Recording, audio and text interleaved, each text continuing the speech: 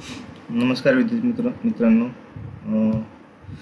पुन्हा एकदा स्वागत आहे तुमचं नवीन लेक्चरमध्ये. आजचा जो टॉपिक आहे आपला तो आहे रेजिस्टन्स हीटिंग. पाठीमागच्या लेक्चरला जस्ट आपण सेकंड युनिट जे आहे ते चालू केलं होतं. त्याच्यामध्ये क्लासिफिकेशन नंतर हीट ट्रान्सफरच्या ज्या मेथड्स आहेत त्या पाहिल्या होत्या. आजचं जे लेक्चर आहे त्याच्यामध्ये फर्स्ट जो टाईप आहे रेजिस्टन्स हीटिंग. क्लासिफिकेशन बघत असताना जे क्लासिफिकेशनमध्ये आपण बघितलं की हाय फ्रिक्वेन्सी, पॉवर फ्रिक्वेन्सी आणि हाय फ्रिक्वेन्सी असे हीटिंग चे टाईप्स आहेत. त्याच्यामधले पहिला जो टाईप्स आहे आपला तो म्हणजे रेजिस्टन्स हीटिंग. तर रेजिस्टन्स हीटिंगमध्ये जे काय आहेत टॉपिक ते आपण पाहणार आहे. पहिला फर्स्ट टॉपिक आहे की रेजिस्टन्स हीटिंग करत असताना की जे हीटिंग मटेरियल आहे, state the properties of heating material use for heating element किंवा requirement of good heating element. Heating element जो आहे त्याच्या रिक्वायरमेंट काय काय आहेत किंवा गुड हीटिंग एलिमेंट आपण कोणत्या मटेरियलला म्हणू शकतो. त्यातला फर्स्ट टॉपिक आहे की जे रेजिस्टन्स हीटिंगसाठी आपण मटेरियल म्हणजे आपण म्हणतो की जी कॉईल यूज केली जाते, तर ती कॉईल जी आहे किंवा ती जे मटेरियल आहे त्याचा जो मेल्टिंग पॉईंट आहे तो melting point of heating element should be very high so that high temperature can be obtain. म्हणजे त्या हीटिंग एलिमेंटचा मेल्टिंग पॉईंट हा जास्त असला पाहिजे, म्हणजे आपण जास्त प्रमाणात हीट ऑब्टेन करू शकतो. त्याच्यानंतर सेकंड आहे it should have specific resistance so that the small length of wire it should produce required amount of heat. म्हणजे त्या हीटिंग एलिमेंटला काही ना काही एक स्पेसिफिक रेजिस्टन्स असला पाहिजे. स्पेसिफिक रेजिस्टन्स म्हणजे रेजिस्टिव्हिटी, जेणेकरून की स्मॉल लेंथ ऑफ वायर म्हणजे छोट्याशा वायरच्या लेंथमध्ये आपण जास्त हीट ऑब्टेन करू शकतो. असं का? तर आपल्याला माहिती आहे की रेजिस्टन्स जो आहे R is equal to rho L upon A आहे. जरी आपण स्मॉल लेंथ वापरली, जर लेंथ कमी केली तर रेजिस्टन्स कमी होणार आहे. रेजिस्टन्स कमी केला की आपल्याला माहिती आहे की आय स्क्वेअर आर जो लॉस आहे हा आर कमी झाला तर लॉस पण कमी होणार आहे. ह्याला पर्याय काय की त्या मटेरियलला काही ना काही specific it should have specific resistance. ही जर व्हॅल्यू जास्त असेल तर परत एकदा तुमचा रो वाढला, रेजिस्टिव्हिटी वाढली तर रेजिस्टन्स पण काय होतो, वाढतो. त्याच्यामध्ये लॉसेस वाढू शकतात. कमीत कमी लेंथमध्ये आपण जास्त हीट ऑब्टेन करू शकतो. त्यामुळे जे मटेरियल आपण सिलेक्ट करणार आहे त्याला काही ना काही तिथं स्पेसिफिक रेजिस्टन्स हा असला पाहिजे. थर्ड आहे it should not oxidise at temperature of furnace और atmospheric, otherwise it should required frequent replacement. तो जो मटेरियल जो आपण यूज करणार आहे तो ऑक्सिडाइज नाही झाला पाहिजे. ऑक्सिडाइज म्हणजे ऑक्सिजन संपर्क त्याचे ऑक्साईड्स नाही बनले पाहिजेत. जर ते ऑक्साईड्स बनले तर तो हीटिंग एलिमेंट ज्या आपल्याला सारखा रिप्लेस करावा लागेल. त्याच्यानंतर पुढचा आहे तो fourth point heating element should have small temperature coefficient of resistance so that approximate constant resistance is obtain. Example nickel and chromium alloy 80%, nickel and 20%, it gives 1300 degree Celsius. म्हणजे हीटिंग एलिमेंट जो आहे तो त्याच्यामध्ये small temperature coefficient असला पाहिजे, जेणेकरून तुम्हाला constant resistance obtain होईल. आणि कॉन्स्टंट रेजिस्टन्स ऑब्टेन झालं तर कॉन्स्टंट हीटिंग तिथं काय होईल, पॉसिबल होईल. तर हे सगळे तुमचे रिक्वायरमेंट आहेत हीटिंग एलिमेंटचे. त्याच्यामध्ये मेल्टिंग पॉईंट जास्त असणं गरजेचं आहे, त्याला काही ना काही स्पेसिफिक रेजिस्टन्स पाहिजे, ऑक्सिडाइज नाही झाला पाहिजे, आणि त्याच्यानंतर तुमचे स्मॉल टेम्परेचर कोएफिशिएंट असला पाहिजे त्या ठिकाणी. त्याच्यानंतर पुढचा आहे तो causes of failure of heating element. Heating एलिमेंटचे फेल्युअरचे कॉजेस आपल्याला पाहिजेत. तर हीटिंग एलिमेंट फेल्युअरचे कॉजेसमध्ये फर्स्ट तो फेल कसा होतो म्हणजे ब्रेक कसा होतो किंवा त्याच्यापासून हीट ऑब्टेन होणं बंद होतं का, कशा प्रकारे. तर फेल्युअरचे रिझन्स आहेत. फर्स्ट आहे ऑक्सिडेशन अँड इंटरमिटन्स इन ऑपरेशन. म्हणजे त्या हीटिंग एलिमेंटचं जर ऑक्सिडेशन झालं किंवा ऑपरेशनमध्ये इंटरमिटन्सी आली म्हणजे फ्रिक्वेंटली ऑपरेट झाला म्हणजे ऑपरेट झाला परत स्टॉप झाला, ऑपरेट झाला स्टॉप झाला, म्हणजे ऑपरेशन कंटिन्युअस जर नसेल तर त्या ठिकाणी तो एलिमेंट काय होऊ शकतो, हीटिंग एलिमेंटचं फेल्युअर होऊ शकतं. त्याच्यानंतर फॉर्मेशन ऑफ हॉटस्पॉट. काही मटेरियलमध्ये काय होतं की हॉटस्पॉट्स तयार होतात. म्हणजे समजा हा हीटिंग एलिमेंट आहे, हीटिंग एलिमेंटमध्ये असा एखादा पॉईंट काय होतो, वीक होतो, हीट होऊन तो वीक होतो आणि ह्या पॉईंटला तो काय होतो, ब्रेक होतो. म्हणजे आपण जर एखाद्या ह्याची कन्सेप्ट घेतलं तर एखादं मटेरियल ब्रेक होताना काही ना काही एक पॉईंट असतो वीक, त्या ठिकाणी ते ब्रेक होतं. हीटिंग एलिमेंटमध्ये एक ठिकाणी जिथं हॉटस्पॉट तयार होतील तो तिथं वीक पण जातो. Formation of hotspot. त्याच्यानंतर embrittlement due to grain growth. All heating alloy obtain iron which form large brittle grain at high temperature, hence it rupture easily when jerk or rough heating.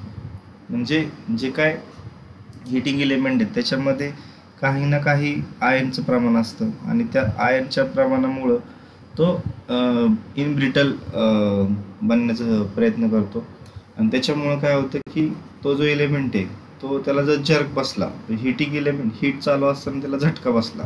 आपण बघा इस्त्री गरम असेल आणि ती जर ठेवताना आपल्याकडून पडली खाली जोरात, तर त्या ठिकाणी तो हीटिंग एलिमेंट काय होऊ शकतो, ब्रेक होऊ शकतो. तसं त्या ह्याला जर जर्क बसला हीटिंग एलिमेंटला हीटिंग चालू असताना, तर तो ब्रेक येऊ शकतो.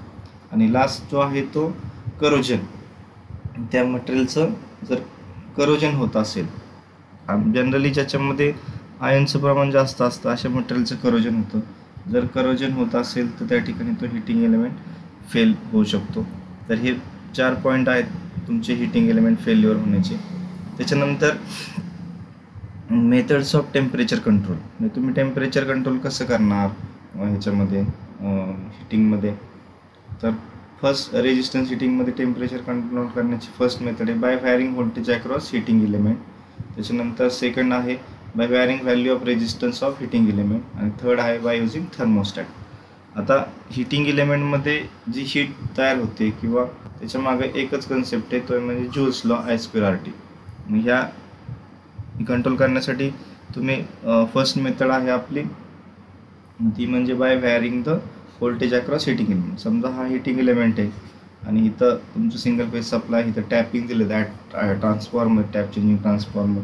समजा आता हा 100%ला आहे, तर इथं तुम्हाला इकडे समजा 200 व्होल्ट एवढा सप्लाय दिला, तर इकडे पण तुम्हाला 200 व्होल्ट सप्लाय भेटणार आहे 100% टॅपिंगला असेल तर. त्याच्यानंतर तुम्ही टॅप चेंज करत गेला तर तुमचा सप्लाय पण काय होणार आहे, चेंज होणार आहे. 50% ठेवला तर हाफ सप्लाय इथं आपल्या होईल. तर डिपेंड्स तुमचं टॅपिंग कुठं आहे तेवढा सप्लाय तुमचा आउटपुटला भेटणार आहे. नंतर the supply is व्हॅरिड by using tap changing transformer as shown in our figure.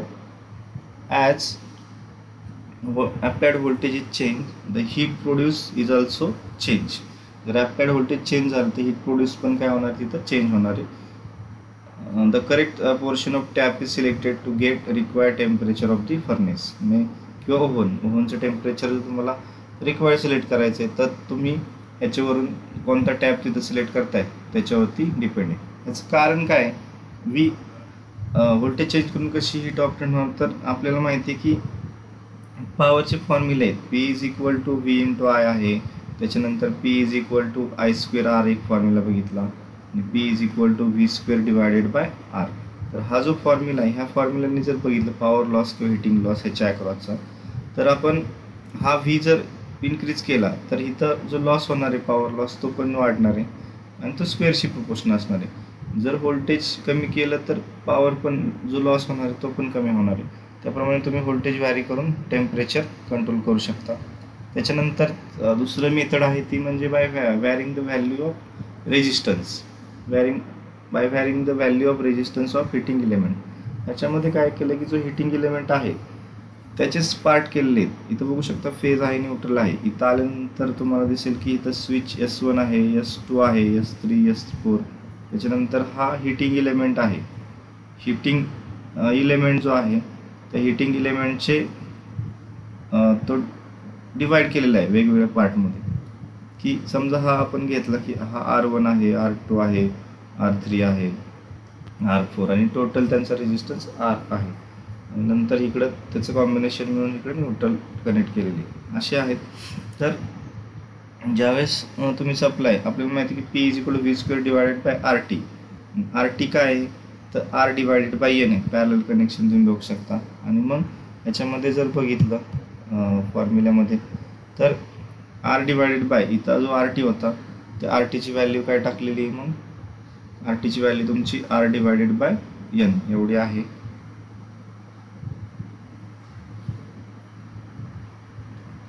आता R / N एवढी व्हॅल्यू जर असेल तर त्याच्यामध्ये आपण बघू शकतो की इथं आर टीच्या जागी काय टाकले, R divided by N value टाकली आणि मग हा जो एन आहे तो वरती जाऊन मल्टिप्लाय होणार आहे N into V square divided by R. म्हणजे इथं बघू शकता P is equal to V square divided by आरच आहे, पण इंटू काय झालं मल्टिप्लाय बाय एन, आणि एन म्हणजे number of resistance connected.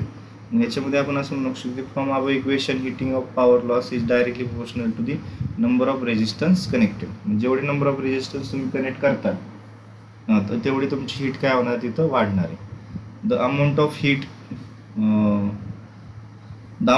required is controlled by the number of resistance connected or disconnected in the circuit by operating switch S1, S2, S3, S4. तुम्ही किती heat operate करायची हे कसं control करू शकता, तर किती रेजिस्टन्स तिथं कनेक्ट केले त्याने आपण काय करू शकतो, मग कंट्रोल करू शकतो. This resistance are in parallel for single phase supply and for 3 phase supply it is star and delta connection. ते जे रेजिस्टन्स आहे ते सिंगल फेजसाठी पॅरलल असतात आणि ह्याच्यामध्ये मात्र ते असतात डेल्टा, स्टार आणि डेल्टा कनेक्ट 3 फेजसाठी. तर हे रेजिस्टन्स किती कनेक्ट करताय ह्याच्यावरती तुमची हीट प्रोड्यूस जी आहे ती काय असणार आहे, डिपेंड असणार आहे. आपण बघितलं P is directly mostly N, हे रेजिस्टन्स समजा हा वाढवला, हा स्विच क्लोज केला तर ह्याच्यातून सप्लाय पास होणार आहे आणि काय अमाऊंट 1मध्ये H1 एवढी हीट प्रोड्यूस होणार आहे. समजा अजून एक त्याच्यामध्ये ॲड केला, हा तरचा ऑन आहेच आणि हा पण ऑन आहे, R1 आणि R2 ऑन केले तर तिथं H2 हीट प्रोड्यूस होणार आहे. पण याच्यामध्ये मोठं कोण आहे तर H2 ही जी हीट आहे ती H1पेक्षा काय असणार आहे, ग्रेटर असणार आहे. कारण इक्वेशननुसार आपण बघितलं की नंबर ऑफ रेजिस्टन्स कनेक्टेड जर वाढवले आपण तर तेवढीच जास्त प्रमाणात हीट तिथं तयार होते. तर ही सेकंड मेथड आहे by varying the value of resistance of heating element. आणि लास्ट मेथड आहे ती म्हणजे बाय युझिंग थर्मोस्टॅट. तर थर्मोस्टॅट म्हणजे इलेक्ट्रॉनिक कॉम्पोनंट आपण म्हणू शकतो. In this method thermostat thermal switches is used, that is thyristors, MOSFET, IGBT, SCR. याच्यामध्ये MOSFET, IGBT, SCR thyristors use केले जातात. Whenever the required amount of heat is obtained by disconnection of supply through operating or thermal switching of thermostat. याच्यामध्ये जी required amount of heat आहे ते आपण obtain करू शकतो. तर ह्याच्यामध्ये थर्मल स्विचिंग किंवा जे डिव्हायसेस आपण यूज करतो त्याची डिस्कनेक्शन किंवा कनेक्शन करून in thermostat automatic temperature controller is provided which control temperature of heating element as per the application. ह्याच्यामध्ये ऑटोमॅटिक टेम्परेचर कंट्रोलर दिलेला असतो, तो टेम्परेचर कंट्रोल करतो as per the requirement of heating element. जशी तुमची requirement आहे तशी तुमची रिक्वायरमेंटनुसार तो ऑटोमॅटिकली टेम्परेचर व्हॅरी करतो. तर ही मेथड याची काय डायग्राम वगैरे नाही. तर ह्या 3 मेथड आहेत टेम्परेचर कंट्रोल करण्याच्या. तर टेम्परेचर तुम्ही ह्या पद्धतीने कंट्रोल करू शकता. बाय फर्स्ट मेथड होती by varying the voltage across heating element, ही फर्स्ट मेथड होती. त्याच्यानंतर सेकंड मेथड आहे by varying the value of resistance of heating element. रेजिस्टन्सच व्हॅरी केला तर तुम्ही हिटिंग एलिमेंटची हीट व्हॅरी करू शकता. आणि लास्ट होती बाय युझिंग थर्मोस्टॅट, म्हणजे इलेक्ट्रॉनिक कॉम्पोनंट असतील ते वापरून तुम्ही ॲटोमॅटिकली हीट रेग्युलेट करू शकता. तर आजचं जे लेक्चर होतं आपलं ते ह्याच टॉपिकवरती होतं आणि मला वाटतं ते समजलं असेल. आजचं लेक्चर आपण इथंच थांबूया. धन्यवाद.